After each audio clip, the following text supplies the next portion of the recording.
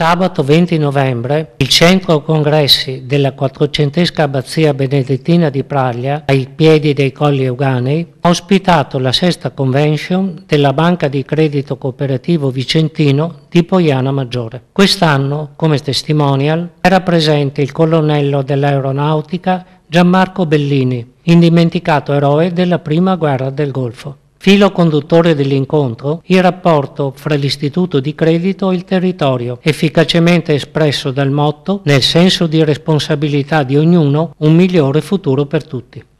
Nel suo intervento, il presidente geometra Giancarlo Bersan ha sottolineato l'importanza dei principi di prossimità, mutualità e solidarietà cui il credito cooperativo si ispira e che rappresentano un valore aggiunto. Bersan ha poi evidenziato che l'istituto ha retto bene alle turbolenze della crisi, continuando, anzi rafforzando, gli investimenti a favore delle attività artigianali, agricole, commerciali e, più in generale, verso le piccole e medie imprese, così rinsaldando ulteriormente il rapporto con il territorio. D'altra parte, ormai i numeri parlano da soli: 16 filiali, oltre 100 dipendenti, 1400 soci. La dimensione raggiunta non fa tuttavia passare in secondo piano la tradizionale disponibilità verso il microcredito, i giovani e i soggetti a minor forza contrattuale. Su queste tematiche si sono confrontati amministratori, dipendenti e collaboratori della banca. Concluso il dibattito, Gianmarco Bellini,